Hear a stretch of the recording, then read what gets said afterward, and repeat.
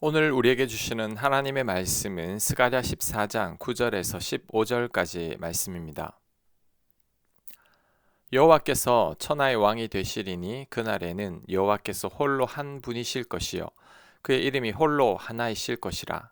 온 땅이 아라바 같이 되되 게바에서 예루살렘 남쪽 림몬까지 이를 것이며 예루살렘이 높이 들려 그 본체에 있으리니 베냐민 문에서부터 천문 자리와 성 모퉁이 문까지 또 하나넬 망대에서부터 왕의 포도주 짜는 곳까지라.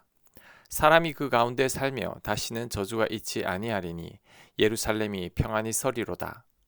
예루살렘을 친 모든 백성에게 여호와께서 내리실 재앙은 이러하니 곧 섰을 때에 그들의 살이 썩으며 그들의 눈동자가 눈구멍 속에서 썩으며 그들의 혀가 입 속에서 썩을 것이요 그날에 여호와께서 그들을 크게 요란하게 하시리니 피차 손으로 붙잡으며 피차 손을 들어 칠 것이며 유다도 예루살렘에서 싸우리니 이때에 사방에 있는 이방 나라들의 보화 곧 금, 은과 의복이 심히 많이 모여질 것이요 또 말과 노새와 낙타와 나귀와 그 진에 있는 모든 가축에게 미칠 재앙도 그와 그 재앙과 같으리라. 아멘. 오늘 말씀은 선지자 스가랴를 통해 하나님께서 주신 종말에 관한 말씀입니다. 요한계시록처럼 마지막 날에 있을 일에 대한 예언의 말씀입니다. 이 말씀은 마지막 전쟁의 격렬함과 심판에 대해 경고하고 그 후 여호와 하나님만이 온전한 왕이 되실 것이라는 소망을 선포하고 있습니다. 자, 오늘 말씀을 통해서 몇 가지 교훈을 살펴보겠습니다. 자, 첫 번째. 하나님께서 천하를 다스릴 때 비로소 우리들에게 평안이 찾아옵니다. 자, 9절에서 여호와께서 천하의 왕이 되실 것이라고 합니다. 그 후 11절에 다시는 저주가 있지 않다고 합니다. 이 말씀은 여호와께서 친히 왕이 되시기 전까지는 이 땅에 저주가 있다는 말입니다. 하나님께서 이 땅을 통치하기 전까지는 이 땅에 진정한 평화가 없지만 하나님께서 왕이 되실 때 이 땅에 온전한 평화가 임한다는 것입니다. 이 말씀을 우리들에게도 적용할 수 있습니다. 하나님께서 나를 온전히 다스릴 때 우리 안에 하나님의 평안이 임하게 됩니다. 반면에 아직도 내가 내 삶의 주인이 될 때 진정한 평안과 안식을 우리는 누릴 수 없습니다. 그러므로 우리가 진정한 평안을 누리기를 원한다면 우리 삶의 주도권을 완전히 하나님께 이양해야 합니다. 우리가 과거처럼 내 뜻대로 살고 내 계획대로 상황을 통제하려고 한다면 참 평안을 누릴 수 없습니다. 진정한 평안은 내 뜻과 내 계획대로 다 될 때 찾아오는 게 아닙니다. 하나님을 나의 주인으로 인정할 때 찾아옵니다. 내 삶의 주도권이 하나님께 있고 내 책임에서 자유로워질 때 비로소 내 삶의 짐이 벗겨지면서 참 평안을 얻게 됩니다. 지금 나에게 염려와 불안과 두려움을 주는 문제가 무엇입니까? 내 힘으로 그것을 해결하려고 하니 내 안에 평안과 기쁨이 없는 겁니다. 나의 주님께 나의 수고하고 무거운 짐을 다 맡기고 내 삶의 주도권을 주님께 넘겨드려야 합니다. 그럴 때 참 평안을 누리게 될 것입니다. 자, 두 번째, 하나님의 뜻은 심판이 아니라 구원입니다. 하나님께서 천하의 왕이 되실 것이라는 말씀은 지금은 참고 계시다는 거죠. 아직 하나님의 때가 되지 않았다는 겁니다. 이렇게 하나님께서 천하의 왕으로 나서지 않는 이유가 뭘까요? 우리 생각에는 하루라도 빨리 하나님께서 통치를 하셨으면 하는 마음입니다. 그 이유는 우리를 향한 하나님의 계획은 심판이 아니라 구원이기 때문이죠. 하나님은 한 명이라도 더 구원하시기를 원하십니다. 한 명이라도 더 하나님의 자녀가 되시길 원하십니다. 하나님께서 왕이 되시는 날은 바로 심판의 날이죠. 그렇게 심판하지 않기 위해서 하나님께서는 하나님의 때를 늦추시는 겁니다. 베드로후서 3장 9절입니다. 주의 약속은 어떤 이들이 더디다고 생각하는 것 같이 더딘 것이 아니라 오직 주께서는 너희를 대하여 오래 참으사 아무도 멸망하지 아니하고 다 회개하기에 이르기를 원하시느니라. 아멘. 하나님이 더딘 게 아닙니다. 우리들에게 오래 참으사 우리가 멸망하지 않기를 원하시기 때문이죠. 한 명이라도 더 회개하고 하나님께 나아오기를 원하시기 때문입니다. 에스겔 18장 23절입니다. 주 여호와의 말씀이니라.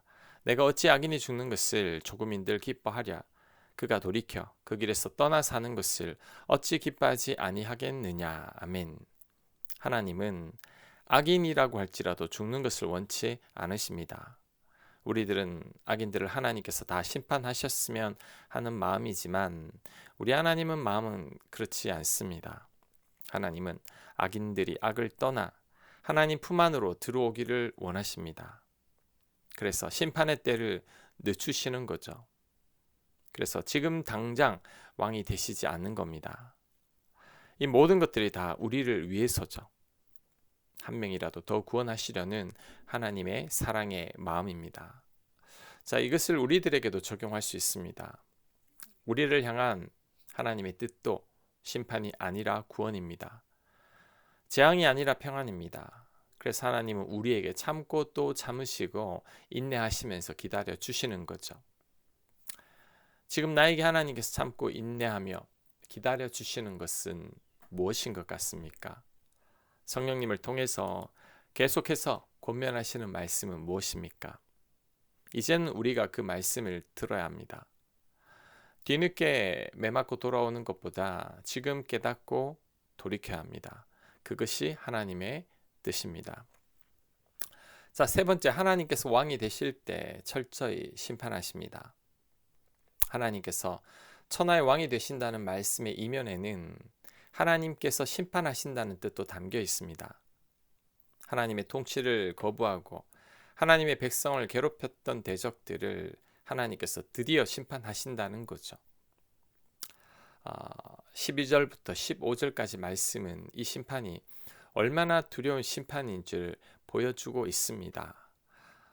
차마 입에 거론하기도 힘든 말씀들이죠. 자, 우리는 이런 말씀을 대할 때 두려움에 떨 필요는 없습니다. 오히려 소망과 위로를 얻어야 합니다. 우리가 이 땅을 살아가면서 불의가 득세하고 악인이 형통한 것을 얼마나 많이 봐왔습니까? 의인이 고통받고 정직하고 성실한 자들이 대우받지 못하는 것도 많이 봐왔습니다. 이럴 때 얼마나 화가 났었습니까? 자, 이제 하나님께서 공의와 정의로 다 심판하시겠다는 거죠. 가장 공정하게, 가장 합당하게 그 어떤 차별도 없이 하나님께서 철저히 심판하실 날이 올 겁니다. 그러니 지금 불의한 자들과 악한 자들과 우리를 억울하게 만든 자들로 인해 분노할 필요가 없습니다. 그들의 번영은 일시적이고 잠시뿐입니다. 하나님께서 결국에는 행한 대로 다 갚아주실 겁니다. 그러므로 우리들은 늘 하나님 보시기에 바른 삶을 살아야 합니다. 세상의 불의와 타협하려는 유혹이나 눈에 보이는 이익을 얻기 위해 흔들리지 말아야 합니다. 끝까지 인내하며 믿음을 굳건히 지켜야 합니다. 그럴 때 마지막에 웃는 우리가 될 겁니다. 지금 웃지 않아도 괜찮습니다. 대신 마지막에 활짝 웃는 우리가 되면 됩니다. 그러한 은혜가 우리 모두에게 임하게 되길 간절히 축복합니다. 아멘. 하나님, 마지막 때에 하나님의 심판이 있습니다. 지금 세상이 불공정하게 보인다 할지라도 그때 하나님께서 가장 공평하게 심판하실 것이니 하나님 그때를 바라보며 낙심하지 아니하고 믿음을 지키며 살아가는 저희들 되도록 하나님께서 인도하여 주시옵소서. 예수님 이름으로 기도합니다. 아멘.